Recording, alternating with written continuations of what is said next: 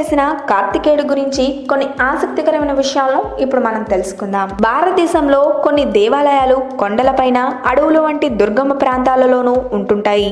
ఇది పైనున్న పుణ్యలోకాలకు అక్కడి నుంచి పరమాత్మను చేరాలన్న సంకేతాన్ని తెలియజేస్తాయని కొందరంటే, దేవుడనేవాడు అన్ని చోట్ల దుర్గమ ప్రాంతాలలో సైతం ఉన్నాడనే సత్యాన్ని తెలియజేయడానికి సంకేతమని మరికొందరంటారు. ఇక పురాణ ఇతిహాసాలలో దేవతలు భక్తులను కరుణించటానికి వారున్న ప్రాంతాలలో వెలిసిన సందర్భాలున్నాయి. ఉదాహరణకు ప్రపంచంలోనే ఎక్కువ మందిని ఆకర్షించే రెండవ అతిపెద్ద మతపరమైన ప్రదేశంగా గుర్తింపు పొందిన తిరుమల. అక్కడి 7 కొండల వాడి ఆలయం పేరులోనే కొండల ప్రస్తావన ఉంది.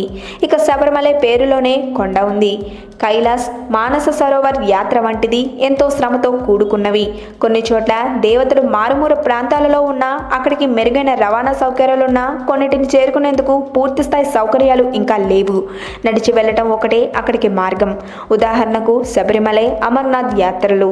అయితే పర్వత ప్రాంతంలో ఉన్న రవాణా సౌకర్యాలున్న ఆలయం ఉత్తరాఖండ్లోని రుద్రప్రయాగ. పోఖ్రీ మార్గంలో ఉన్న కార్తీక స్వామి ఆలయం. కార్తీక స్వామి అంటే కార్తికేయుడని వేరే చెప్పక్కర్లేదు.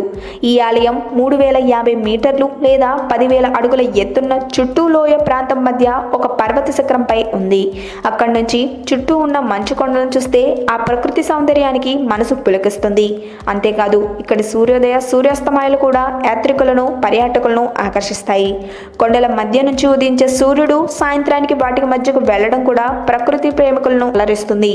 ఈ ఆలయాన్ని చేరడానికి యాత్రికులు హరిద్వార్, రిషికేశ్, దేవప్రయాగ, రుద్రప్రయాగ మీదుగా వెళ్లాల్సి ఉంటుంది. ఈ ఆలయం రుద్రప్రయాగ, పోఖ్రీ మార్గంలో ఉంది. రుద్రప్రయాగ, పోఖ్రీ రోడ్డు మార్గంలో 40 కిలోమీటర్లు ప్రయాణించి లేదా ఆ మార్గంలోని చౌరి గ్రామం నుంచి 3 కిలోమీటర్ల దూరం కాలినడకన వెళ్లి ఈ ఆలయాన్ని చేరుకోవచ్చు. ఇక్కడ స్వామికి గంటలు సమర్పించే కారం కూడా ఉంది. ఈ గంటల శబ్దం దూరం వరకు వినిపిస్తూ మనల్ని రమ్మని పిలుస్తున్నట్టు ఉంటుంది.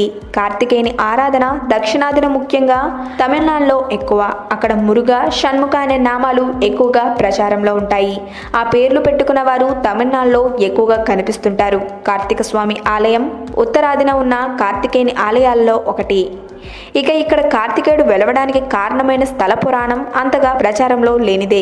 గణపతి, కార్తికేయులు తమలో ఎవరు గొప్పవారనే విషయాన్ని పోటీపడి భూమి మీద అన్ని తీర్థాల్లోనూ స్నానం చేసి ఎవరు ముందు వస్తారో వారి గొప్పవారని నిర్ణయానికి రావడం, లంబోదరుడైన వినాయకుడు తన తల్లిదండ్రులైన పార్వతీ పరమేశ్వరులను చుట్టి రావడం ద్వారా భూమిపై ఉన్న అన్ని తీర్థాల్లో మునిగి వచ్చిన ఫలాన్ని పొందాడని ఒక కథ ఉంది.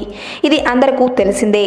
అయితే గణపతి గెలవడంతో బాధపడిన కార్తికేయుడు ఇక్కడ ప్రాణత్యాగం చేసి తమ ఎముకలు శివునికి ఇచ్చాడని, శివుడు అతనిని పునర్జితుడిని చేశాడని ఇక్కడ చెప్తారు. ఇది అంతగా ప్రచారంలో లేని కథే.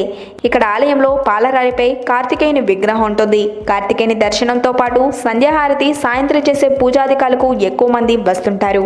ఇక్కడ అప్పుడప్పుడు మహాభండార పేరుతో చేసే విందు ప్రత్యేక ఆకర్షణగా చెప్తారు.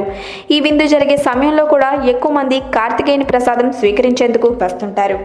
ఈ వీడియో కనుక మీకు నచ్చినట్లయితే లైక్ చేయండి, షేర్ చేయండి. మరిన్ని లేటెస్ట్ అప్డేట్స్ కోసం మా ఛానల్ ని సబ్స్క్రైబ్ చేయండి.